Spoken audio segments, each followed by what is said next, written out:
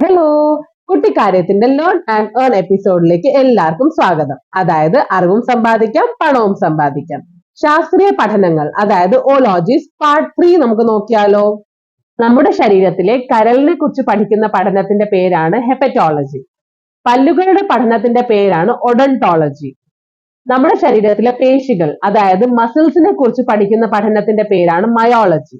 Kidneys അതായത് വൃക്കകളുടെ പഠനത്തിന്റെ പേരാണ് നെഫ്രോളജി. ചെവിയെക്കുറിച്ച് പഠിക്കുന്ന പഠനത്തിന്റെ പേരാണ് ഓട്ടോളജി. ഞരമ്പുകളുടെ പഠനത്തിന്റെ പേരാണ് ന്യൂറോളജി. ചുണ്ടിന് പുറത്തുള്ള വരകളുടെ പഠനത്തിന്റെ പേരാണ് ചീലോസ്കോപ്പി. വിരൽ അടയാളങ്ങൾ പോലെ തന്നെ ഇതും ഫോറൻസിക് സയൻസിൽ പ്രാധാന്യമുള്ളതാണ്. ഇന്നത്തെ ചോദ്യം, ഉറക്കത്തിനെ കുറിച്ചുള്ള പഠനത്തിന്റെ പേരെന്താണ്? അപ്പൊ ആൻസേഴ്സ് കമന്റ് ചെയ്യേണ്ട ലാസ്റ്റ് ഡേറ്റ് February 24, 2024. ഇതാണ് ഇന്നത്തെ കുട്ടിക്കാര്യം. നാളെ കാണാം. Bye bye.